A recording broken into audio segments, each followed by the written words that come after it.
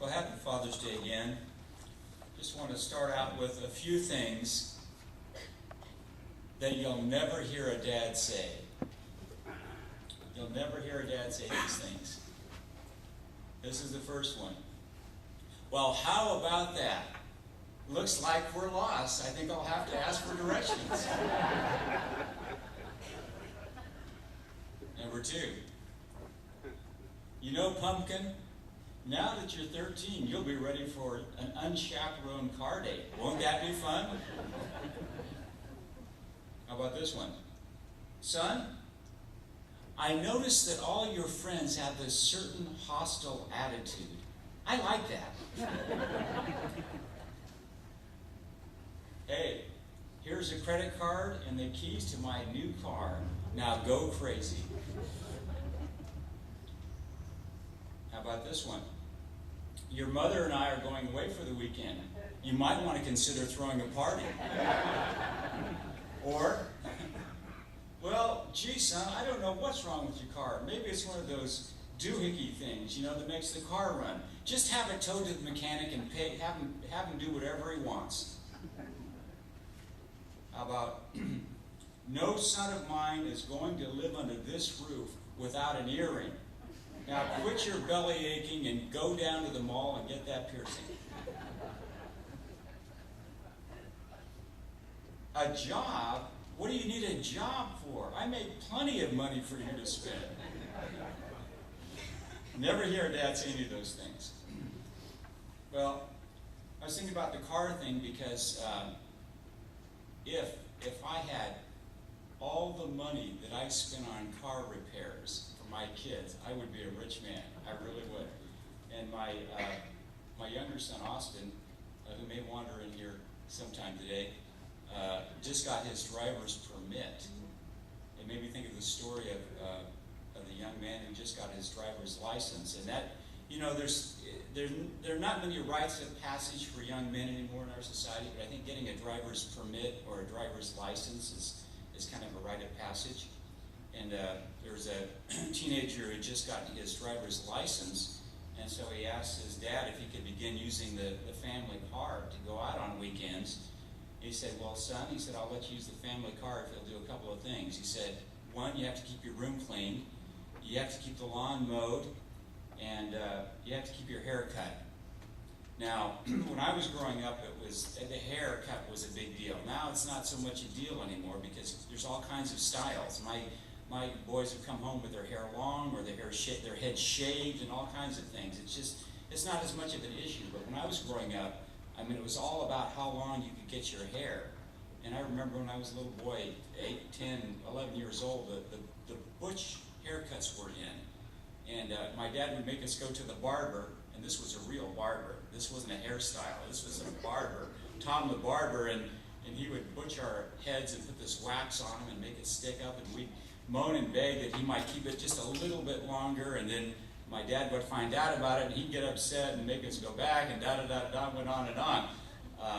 But anyway, it's not that big of a deal with kids anymore, but it used to be.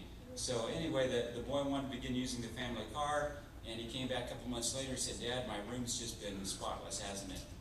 Just been perfect. Yes, you've done a great job on your room. The lawn, I've mowed it every week. It just looks like, it looks great, doesn't it? Yeah. I said, well, can I start using the car? He said, well, what about your hair? You haven't cut your hair. And he said, well, Dad, Jesus had long hair. And the dad said, well, son, you're perfectly right, and Jesus also walked everywhere.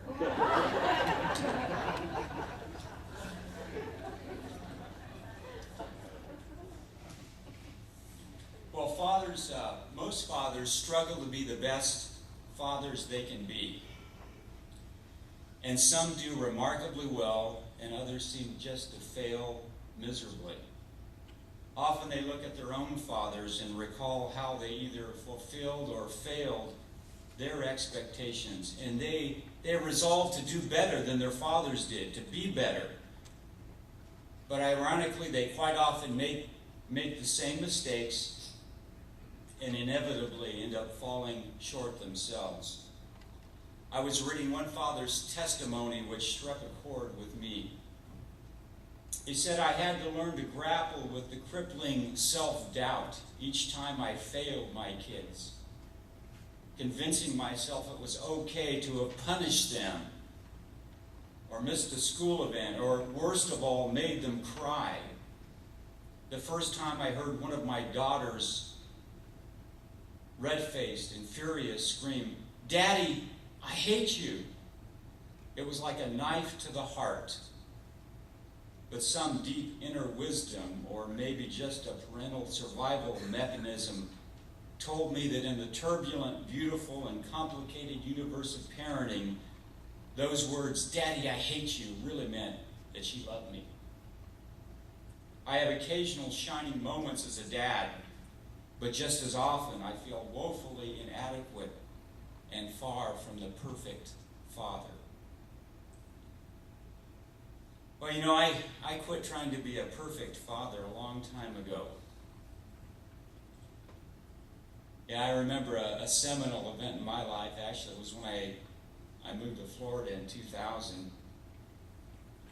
And it was a very, very difficult time in my life. I was going through a very difficult time.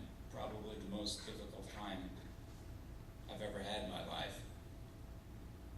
And I knew I had to start my life over. I knew I had to find my own happiness and rebuild my life before I could be of any good to my kids.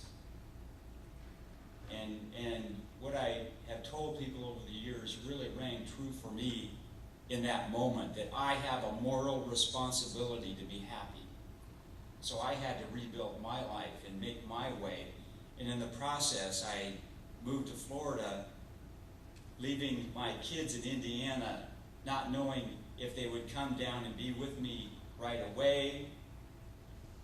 And it was probably the most difficult thing I've ever done.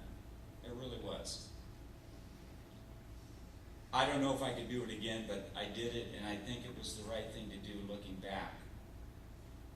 And it took a couple of years for my kids to get to Florida, but they made it.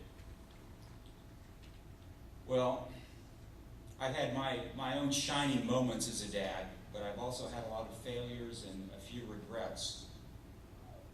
But in the end, in spite of the imperfections of their father, my 3 kids have all turned out to be kind, creative, and loving human beings. Imagine that. And what I'm discovering more and more, whether it's related to parenting or pastoring or just living life, is that love is the great equalizer. It is the great compensator. As the writer of the Gospel of John said, love covers a multitude of sins.